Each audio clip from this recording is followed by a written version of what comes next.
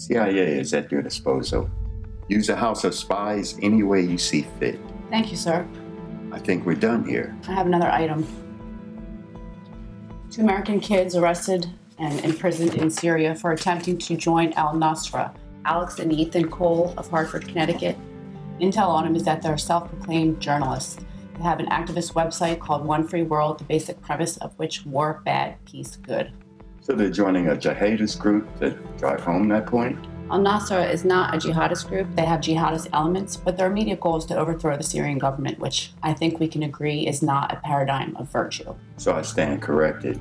These kids are peace-loving freedom fighters.